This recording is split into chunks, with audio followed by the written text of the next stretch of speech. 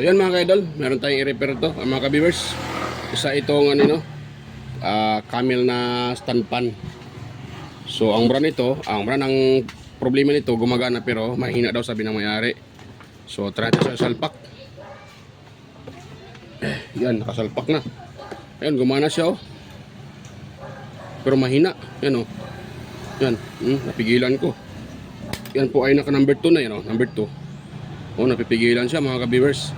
Tapos yung number 3 niya, yan number 3.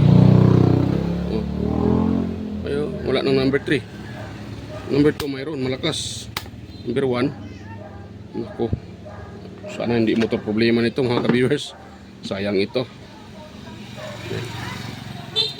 So ayan, siyang i-open. Mahina talaga yung ikot.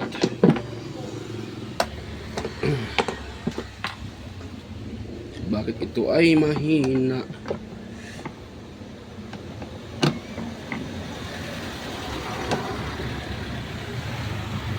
Yan. Ano na pala to? Repair na rin pala ito. May naka-repair na nito. Ito yung ano niya. Ito yung kanyang nilagay na kapasitor. So try natin i-check tong kanyang kapasitor mga ka-viewers.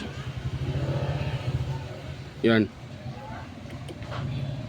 Try natin i-check up yung kapasitor, baka kapasitor ang problema. So malambot naman siya, napaka pre-wheel niya mga ka-viewers. So tanggal natin tong kanyang kapasitor at ating i-check up.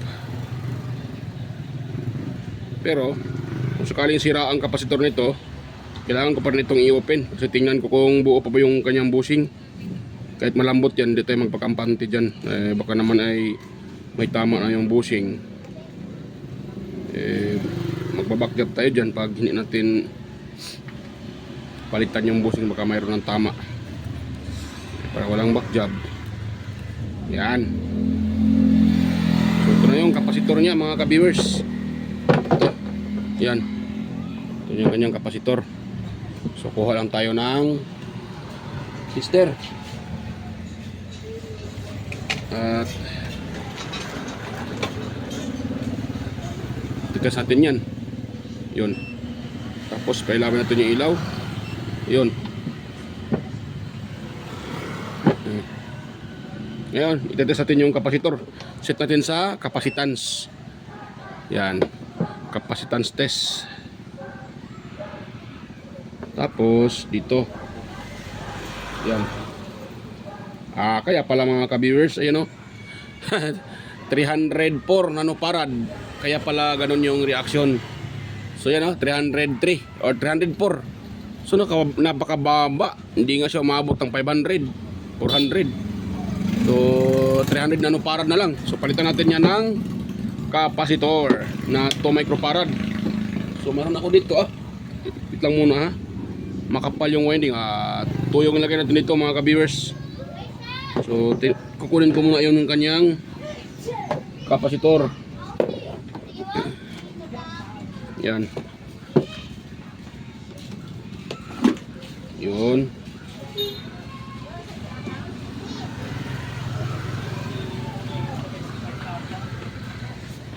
Yan. So ang lagay nito ay parang 1.5 lang to mga ka-viewers. Tingin ko 1.5 lang ito So tingnan natin yun napakakapal ng kanyang stator. So pwede ito lagyan ng 2 microfarad. Kasi pag may 1.5 lang, alanganin. Makapal yan. Yan natin dito yan 1.5 lang itong kanyang kapasitor.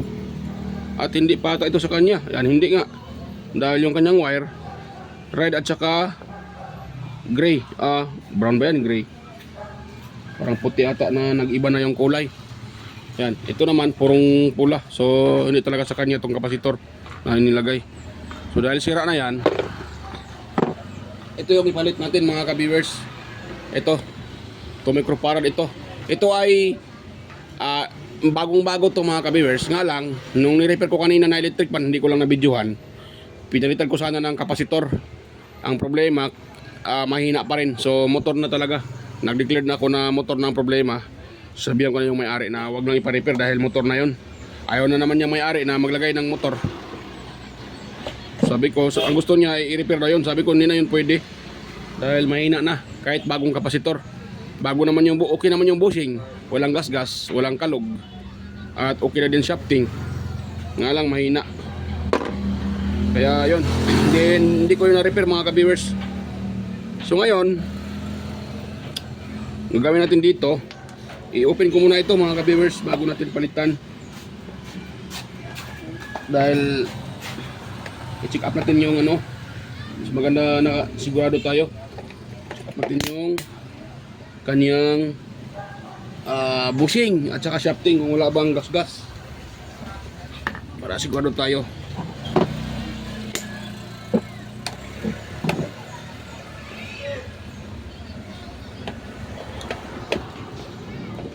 Yan. Natin yan para sigurado tayo dito. Tapos yun. Yan, tanggalin natin tong ano na. Hindi pala ito nakalock yung kanyang ano, pivot pin. Hindi inilock. Yan lang.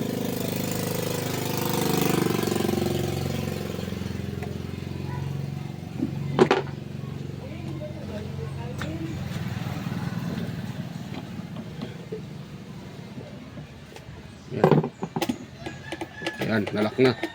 Lock na siya mga ka-viewers. Kaya na hindi nakalock yun. So ngayon, tingnan muna natin to kung hindi ba gas-gas yung shafting nito at bushing. Yan.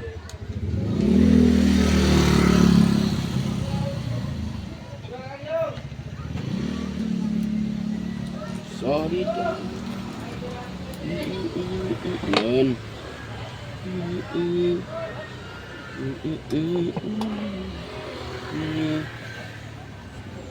Parang mahatak ito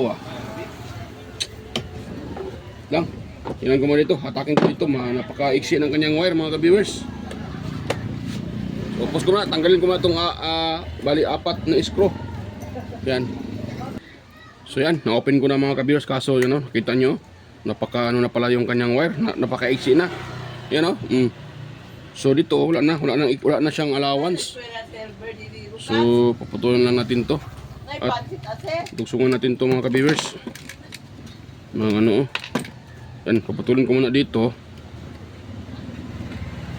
Ito, kahit ito wag na. Ito lang yung dugsungan natin. Itong 1, 2, 3. So, hirap na din ito mahinang dahil nakadikit na ng, nakadikit na ng glue stick. Nilagyan ng glue stick. Yan. So, malaking trabaho dyan. Pagkano natin yan. So, puputulin ko na lang dito. Ayan. Dito, puputulin ko dito. Yan. Yan. Pati ito. Yan, putulin natin. Yan, pati yan. Tapos atin itong dugsungan o dugtungan natin mga ka-viewers para haba yan dahil wala na. Pag ito ay gagalaw, may tendency na mahahatak ito. Yan. Yan, kuha muna ako ng wire. Ito muna aking dugtungan. Madali lang ang pagdugtong nito ay itong yellow, itong yellow or dilaw, dito din sa kadilaw. Kahit anong kulay ang idugtong natin dyan, basta sa dilaw tayo magtatap. Yan. Ganoon lang yan mga ka-viewers. Kasi pag ko naman ito, maghanap ako ng wire doon sa sa mga stock ko. Wala kasi akong yung pinaka-ano nito, itong pinaka-harness wire nito. Doon pa sa budiga. So, kailangan pa maghanap kaya nanagalan ako. Ang gagawin ko diyan, maggugtong ako ng wire. Pero diyan na lang. Diyan na lang ako magdugtong mga ka-viewers. Pause ko muna ha. Yan, meron akong nakita itong wire ito. Pwede na to mga ka-viewers. Yung ating pang dugtong dyan. Diyan ang balatan. Tapos pati ito. Kahit huwag na natin suldahin, pwede lang yan mga ka-viewers. Kahit hindi na susuldahin. Yun. Tapos lang pala. Ko pala nabalatan tong dito banda. Yun. So, kahit anong kulay ang idugtong natin ito, pwede lang. Basta ano na lang sa kulay. Kung anong kulay dito yung dito sa original, kahit idugtungan natin yan, isabay natin dito. Ganun lang yan mga ka-viewers. Yan. So dugtong ko na mga ka-viewers ha. Balikan ko na kayo pag yan pwede ito nagdugtong ko na. Yan, dahil may nagpa-sounds. So yan.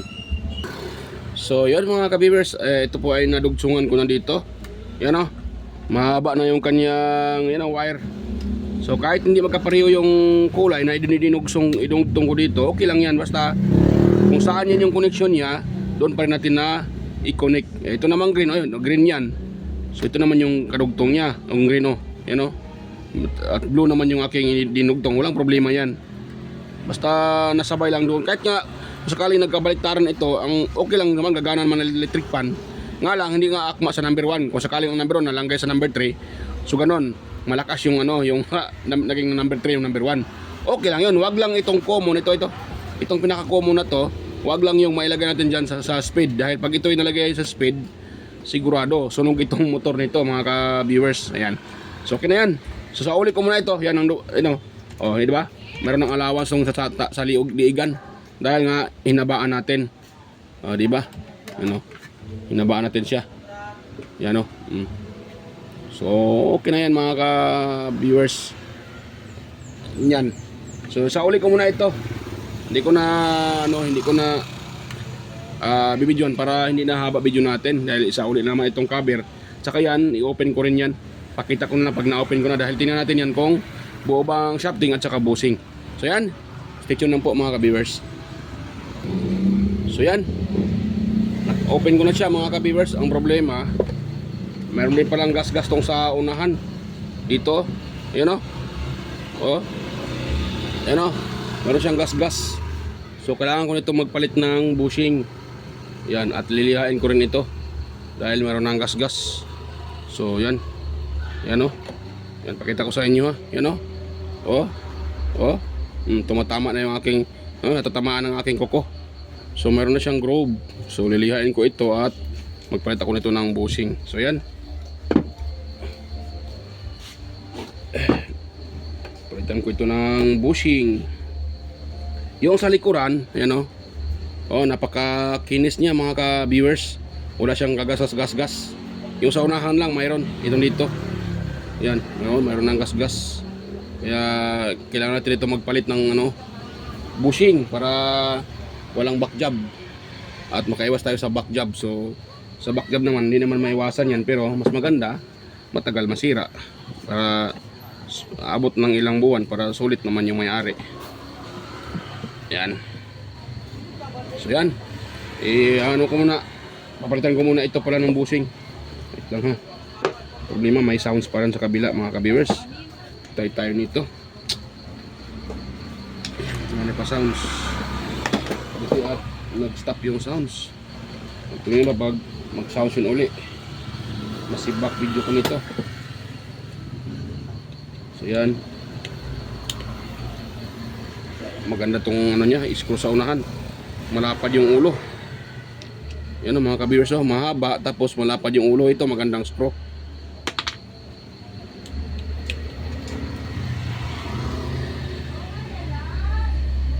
So kailangan natin itong dita ng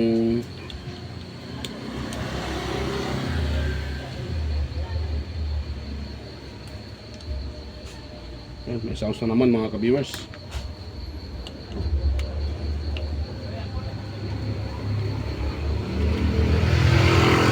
So bali ang dito, ang palitan ko nito ay bushing at saka kapasitor dahil ito ay naka-bypass na ata. Wala na siyang fuse mga ka-viewers. Naka-bypass na ito. So yan. Yun. Tapos ganoon natin to. Iangat na natin ito. Ayun. Angat na. Saka itong isa. Ito. Ganoon natin Yan. Tapos bag. Yun, tanggal mga ka-viewers. Diba? Tanggal na yung lock. Ayusin natin yung lock, yung flower. Yan. Yun. May sounds na mga ka-viewers. At ako nito, yan o, sira na o. Yan. So post ko muna mga ka-viewers, malakas yung sounds. Masibak video ko nito. So balikan ko lang kayo pag yan ay napalitan ko na ng ito. Bagong bushing. Yan. Lagyan ko lang ng bushing yan.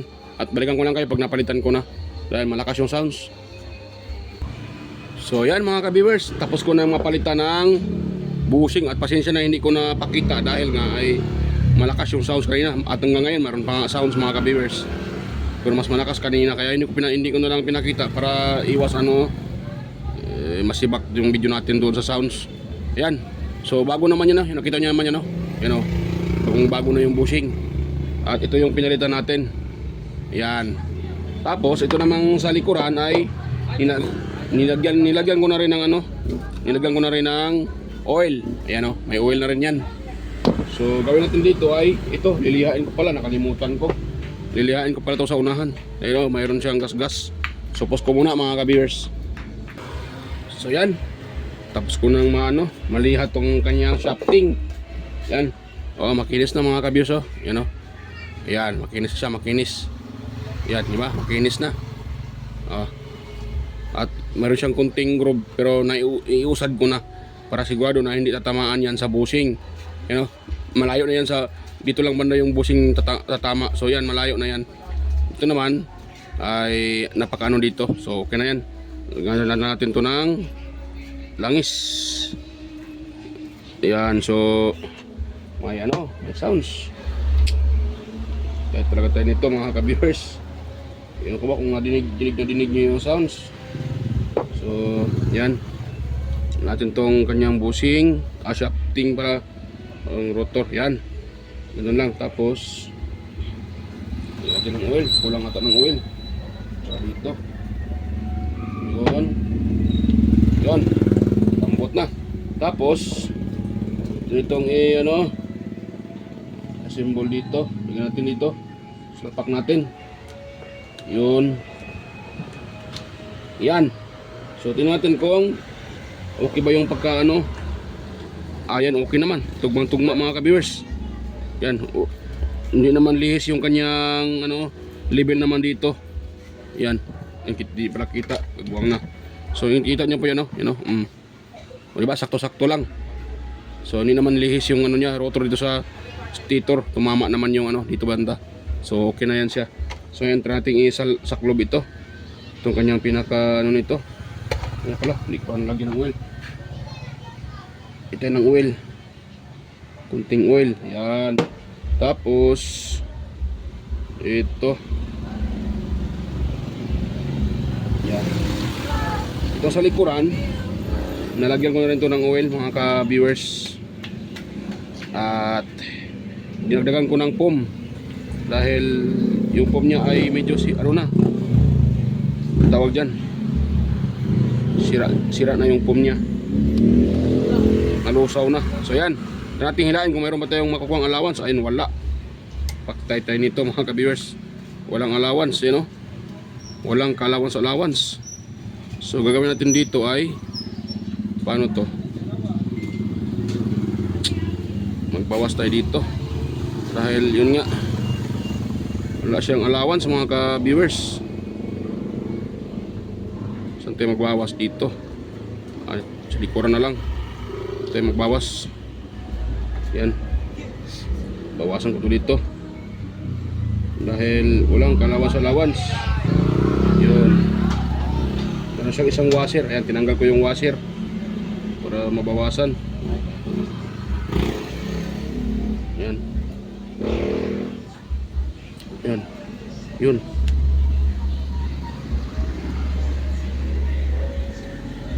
Yan.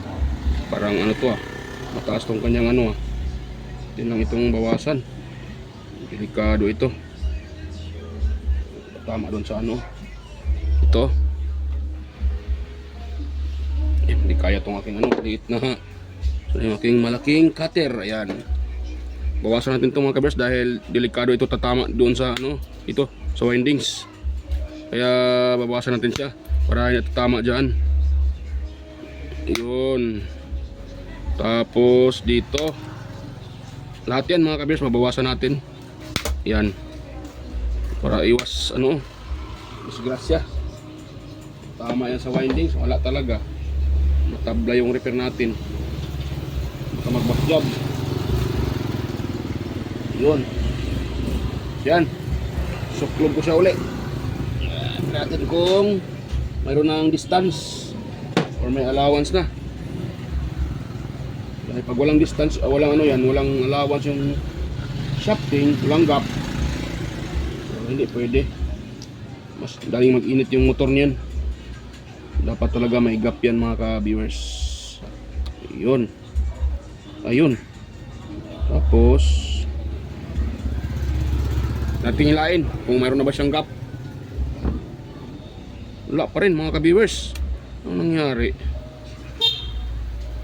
So babawasan ko pa rin dito. Nako, kala ko ay okay na yun.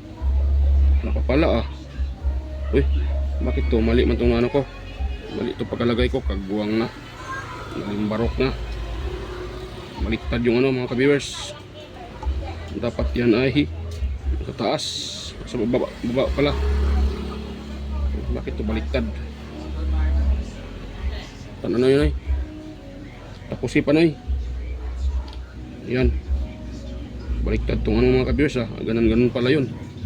So bawasan ko muna dahil wala pang allowance. Yan. Dahil pa itong nilagay na washer.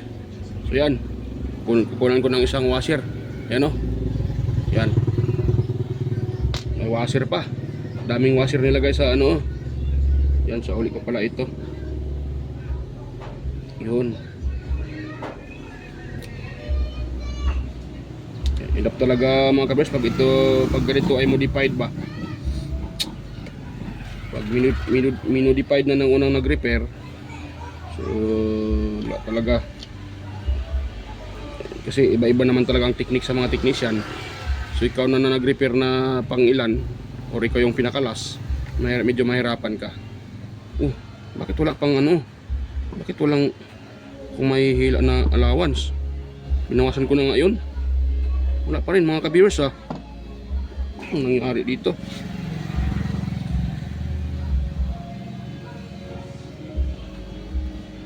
Yan, tumama pala dito yung Naku po. Yan, meron ko na mga ka-viewers So yan, meron na siyang allowance mga ka-viewers. Ayan Ayan meron na siyang allowance dito. Ayan ayun lang.